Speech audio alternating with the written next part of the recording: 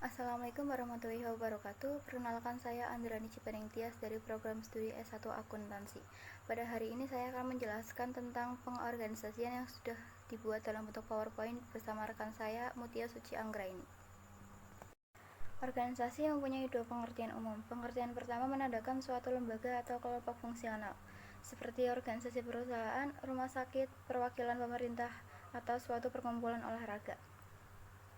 Pengertian kedua berkenaan dengan proses pengorganisasian, sebagai suatu cara dalam mana kegiatan organisasi dialokasikan dan ditugaskan di antara para anggotanya agar tujuan organisasi dapat tercapai dengan efisien.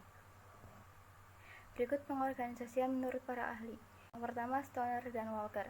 Pengorganisasian merupakan satu proses di mana aktivitas kerja disusun dan dialihkan kepada sumber tenaga untuk mencapai tujuan sebuah organisasi.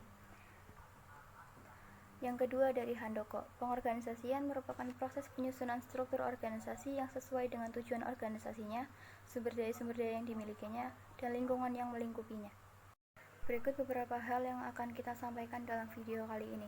Yang pertama, pengertian pengorganisasian, yang kedua, unsur pengorganisasian, yang ketiga, tujuan dan fungsi pengorganisasian, yang keempat, struktur pengorganisasian, dan yang kelima, hal pokok pengorganisasian.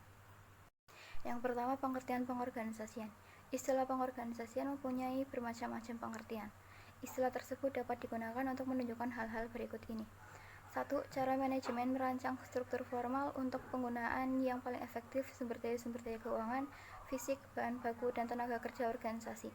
2. Bagaimana organisasi mengelompokkan kegiatan-kegiatannya, di mana setiap pengelompokan diikuti dengan penugasan seorang manajer yang diberi wewenang untuk mengawasi anggota-anggota kelompok. Yang ketiga, hubungan-hubungan antara fungsi-fungsi, jabatan-jabatan, tugas-tugas, dan para karyawan. Yang keempat, cara para manajer dalam membagi lebih lanjut tugas-tugas yang harus dilaksanakan dalam departemen mereka dan mendelegasikan wewenang yang diperlukan untuk mengerjakan tugas tersebut.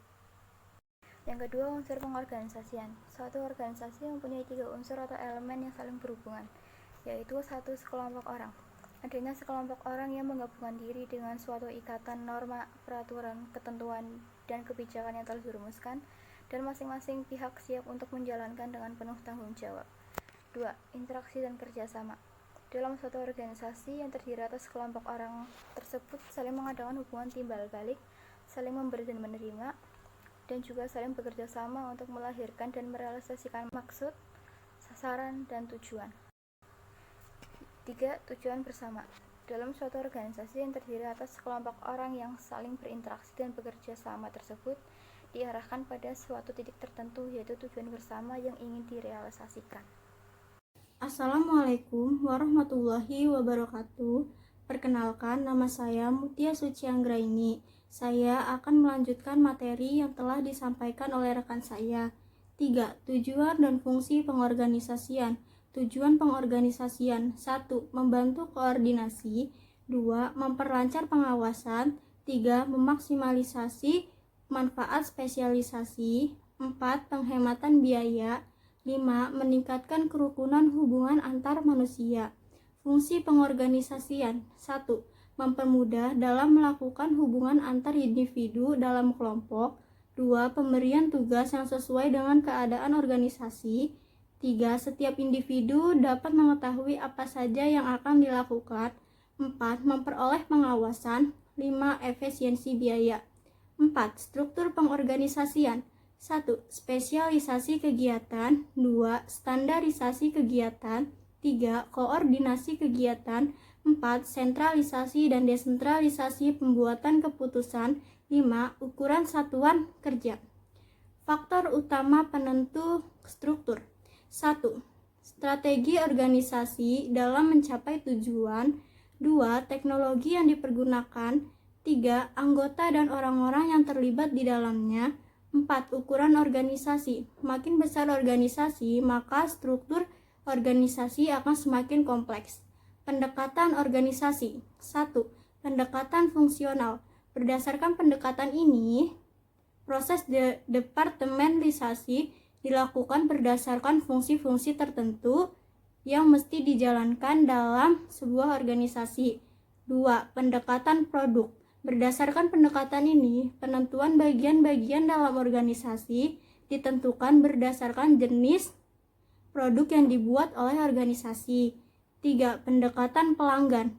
Berdasarkan pendekatan ini, penentuan bagian-bagian dalam organisasi ditentukan berdasarkan karakteristik pelanggan yang menjadi sasaran pelanggan dalam organisasi. Keempat, pendekatan geografis.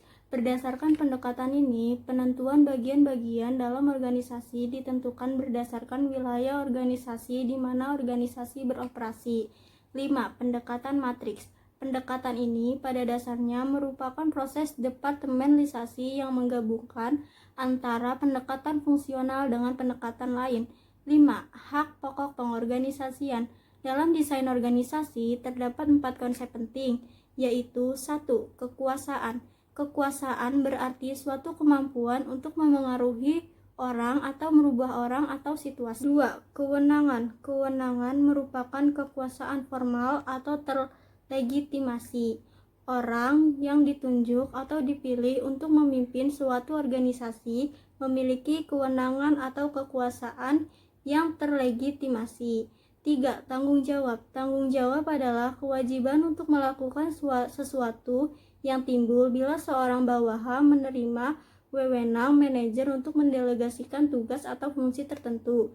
4. Pelimpahan wewenang. Delegasi wewenang adalah proses di mana para manajer mengalokasikan wewenang ke bawah kepada orang-orang yang melapor kepadanya. Sekian materi yang bisa saya dan rekan saya sampaikan.